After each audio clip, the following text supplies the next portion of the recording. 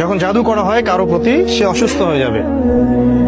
Even সবচেয়ে পরহেজগার মানুষও জাদুগ্রস্ত হতে পারে, আপনি আমি যে কেউ হতে পারে। যারা ইসলামী বিধান পালন করেন না, কোরআনের সাথে সম্পর্ক কম বা নাই, হারাম রিজিকের সাথে সম্পর্ক আছে, যারা সুদ খাচ্ছেন, গান বাজনা করতেছেন, যারা বাদ্যযন্ত্রের সাথে সম্পর্কিত, যারা অশ্লীল টিভি মুভি এগুলা দেখছেন, এদের জাদুগ্রস্ত হওয়ার সম্ভাবনা 95%।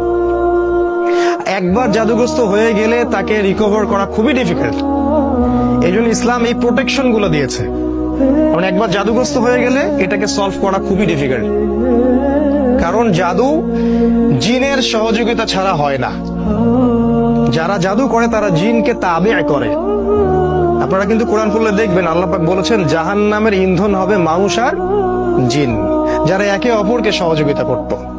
আজ পর্যন্ত কিছু মানুষ আছে এই পৃথিবীতে, আপনার আশপাশেও, যারা জিনের সহযোগিতা নিয়ে বিভিন্ন কুফরি কালাম তন্ত্র মন্ত্র করে, এবং গ্রামাঞ্চলে এটার প্রচলন অনেক বেশি। ঠিক আছে, ইভেন এখন শহরেও এগুলো ঢুকে পড়ছে। প্রেমের জোড়া দেওয়ার জন্য, বাড়ির বরকতের জন্য, স্বামী স্ত্রীর সম্পর্ক উন্নয়নের জন্য বিভিন্ন কাজে এগুলো করা হচ্ছে।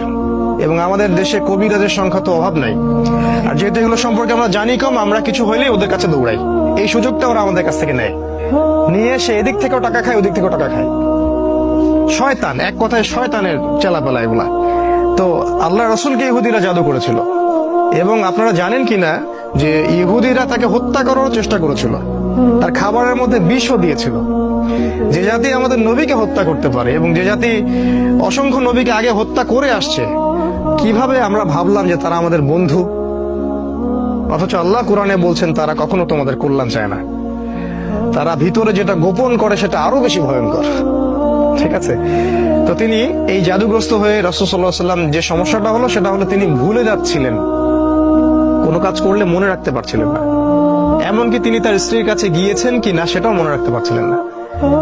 তো জাদুগ্রস্ত হলে খুব খারাপ অবস্থা হয়। এই জন্য আমার রিকোয়েস্ট থাকবে যে আপনারা অনতিবিলম্বে কোরআন, সুন্নাহ, সহিহ জিকির, আজগার, দোয়া, কালাম এগুলো শিখে নেবেন, এবং সকাল সন্ধ্যা এগুলো প্র্যাকটিস করবেন। তখন ইনশাল্লাহ কোনো জিন বা কোনো জাদুকর আপনার কোনো ক্ষতি করতে পারবে না। তো এই যে সমস্যাটা রাসূল সাল্লাল্লাহু আলাইহি ওয়াসাল্লামের হলো, এরপরে একদিন তিনি শুয়ে আছেন, আর আল্লাহর পক্ষ থেকে দুইজন ফেরেশতা তার কাছে আসলেন।